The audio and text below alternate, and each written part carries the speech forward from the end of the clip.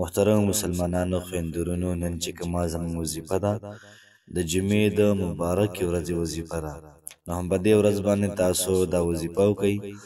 انشاءالله العزیز تاسو څوک غواړئ چې ستاسو په نکاح کې دې راشي، انشاءالله العزیز په ښه طریقې سره، بهترین طریقې سره، اعلی طریقې سره به دا به راځي. تر دې پورې ویلی شم چې کوم محبوب دی دا به تاسو لیونی کې په دې وظیفې باندې. دومره ناشنا، دومره بهترینه، دومره پاورفل وظیفه ده. د خپلو رشتو لپاره دا وظیفه لازمن وکئ او دغه رنګې ملګرو سره هم شیر کړئ. کیدای شي ستاسو ملګرو کې داسې څوک وي چې هغه بغیر د واده وي، نو انشاءالله العزیز په دې سره به الله پاک د رشتې د پروګرام ډېر زیات په ښه طریقې سره وکړي.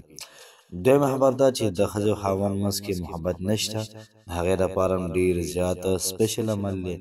دغه رنګې د پلار او د بچو منځ کې محبت نشته دی، د هغې دپاره هم دی. نو که څوک هم محترمو د محبت دپاره کول غواړي، نو ډېر زیات بهترین، ډېر زیات اعلی او ډېر زیات ناشنا وظیفه ده. کوشش وکئ په ژوند کې یو پیر خامخا وکئ. بسم الله الرحمن الرحیم. شروع کوم د ډېر زیات بخښونکي او د ډېر زیات مهربانه رب په نوم باندې. زه ګواهي ورکوم د دې خبرې چې د الله پاک نه علاوه د عبادت لایق بل څوک نشته. نبي کریم صلی الله علیه و آله وسلم د الله پاک بنده او د الله پاک رسول دی. محترم مسلمانانو، نن چې کومه زموږ وظیفه ده ډېره زیاته بهترین او د کمال ډېره زیاته او زمیشانه وظیفه ده.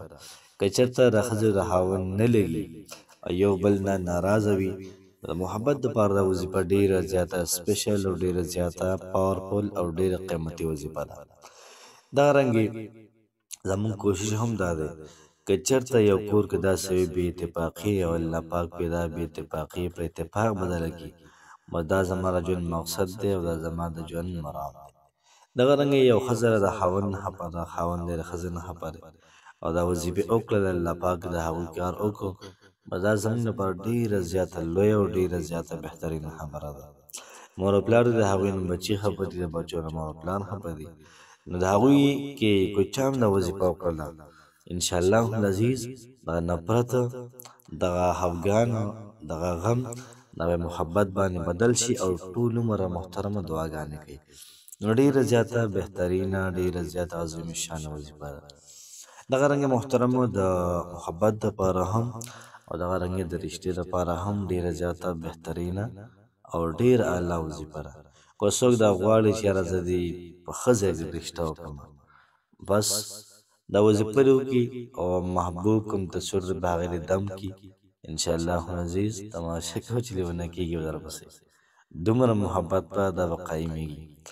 دغه رنګې د رشتې حوالې سره ځای که رشته کول غواړي، دا وظیفه نارینه هم کولی شي، زنانه هم کولی شي او دا وظیفه دې وکړه، په تصویر دې دم که، بیا تماشه کوه چې څه کېږي.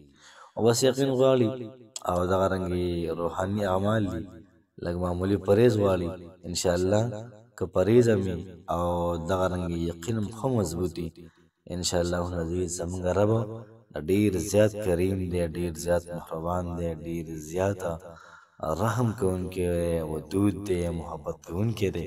انشاءالله العزیز ستاسو کار به الله پاک په ښه طریقې سره محترم دا برابره کړي. مکمل یقین سره وظیفه وشي، انشاءالله العزیز بیا مکمل کار هم کوي. وظیفه څنګه ده؟ وظیفه داسې ده موږ دا ووایو اغیثني اغیثني اغیثني یا مغیثو. دا وظیفه موږه 200 او شپږ اتیا پېرې وایو، 786 پېرې به دا ووایو اغیثني اغیثني اغیثني یا مغیثو هم ویلې. بیا به د هغې نه بعد دا کلمات وي یا مقلب القلوب قلب قلبه الیها فلان ابن فلان، او دا به وي 111 پېرې. که چېرته جنکۍ دا وظیفه کوي همدغه ووایي یا مقلب القلوب قلب قلبه الیها فلان ابن فلان. انشاءالله العزیز ډېر زیات زبردست او ډېر زیات عجیبه کار کوي. ټرای پې وکړئ، په ژوند کې پیره وکړئ، انشاءالله العزیز ډېر زیات قیمتي عمل به ثابتېږي. الله پاک مو خوشحاله آباد ساته. السلام علیکم ورحمة الله وبرکاته.